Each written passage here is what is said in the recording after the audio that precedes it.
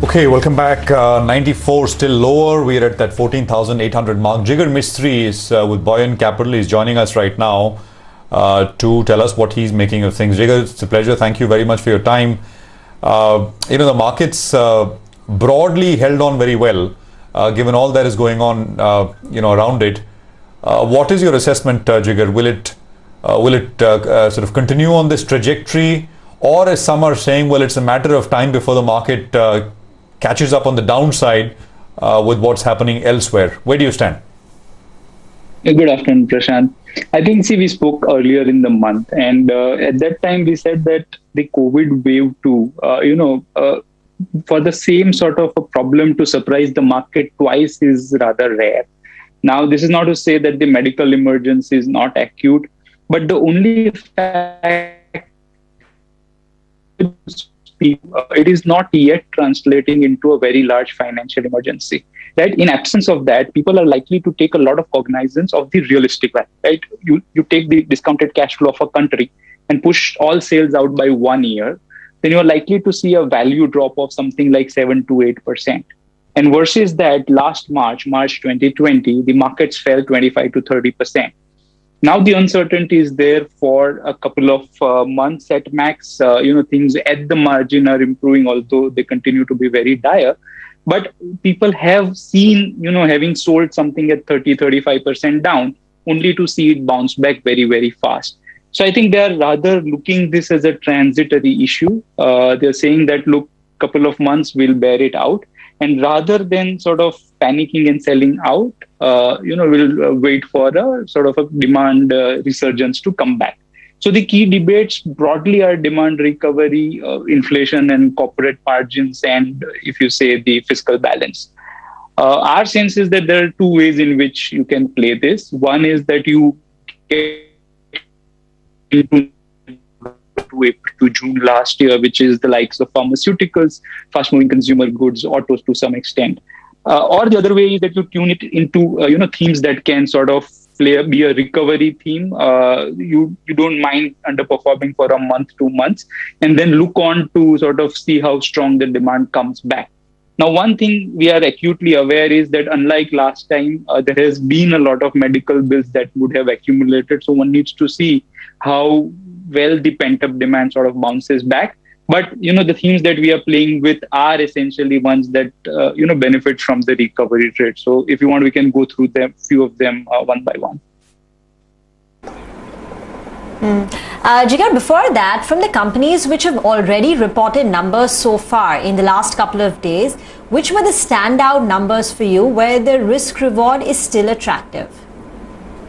Rima, good afternoon. I think the clear standout trade is lending financials. And even within that, some of the few well-capitalized banks are reporting very good numbers. Even last time around, the likes of ICICI, Axis, even HDFC, they are sort of suggesting that, unless there is like a complete lockdown nationwide or a moratorium which gets imposed again, they're not looking at, the medical emergency translating into financial emergency. Now, if you track the banking indices vis-a-vis the broader indices and, banks being a leverage play, you would expect them to underperform when a sort of emergency strikes and then eventually go on to outperform because leverage is a two-way sword. But that underperformance, which started from February 2020, has not yet been fully recovered. And in the process, some banks have become stronger, likes of ICICI is something we have discussed in the past. Even SBI is something that we own and like. They have become stronger and they're reporting growths which are significantly higher than industry growth, while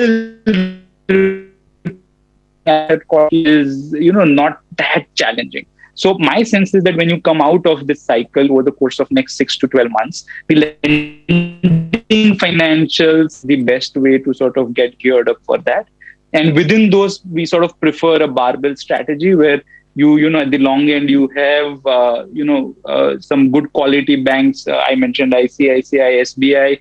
We also have a federal bank, which are high in weights. And then you barbell it with something that, disproportionately benefits if things go the right way, but you don't have a huge weightage on that. Something like a Canara Bank, where it trades at some 1.5 times next year pre-provision operating profit. So, tails sort of you win, the stock goes up to X types, heads you don't get enough and it's already pricing a worst case, but that can't be a large proportion of your portfolio. So I think lending financials as an overweight, and within that reasonably barbell strategy. What about pharma as a space? That's one part. I mean, actually, there are only two direct vaccine kind of plays here, right? There is Cadila and Dr. Reddy's. So just a quick comment on that. And second is Sun TV. I mean, this is that election play which comes up every 5 years, right? I mean, this is the DMK in Tamil Nadu as exit polls show. Any thoughts on that? Right. So pharma, I think, as I said, that's not a space that is tremendously attractive, given that one, valuations are still okay. It's not very, very attractive. And two, you see, everything said and done, this COVID opportunity, if we can term it so, would be sort of not superly attractive. So we would rather allocate capital elsewhere where we see a better chance of sort of getting rewarded, right? At the end, both capital and risk that we carry is rather limited.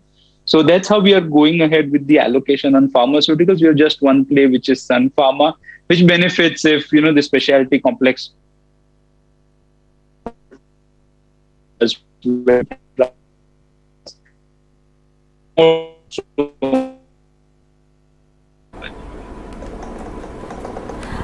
We can't hear you, Jigar, very clearly, so we'll try and get back to you on another day. For now, we've run out of time. We need to slip into a very short break. On the other side, we'll get chatting with the management of Embassy REIT on the quarter gone by and the outlook for the next year. Stay tuned.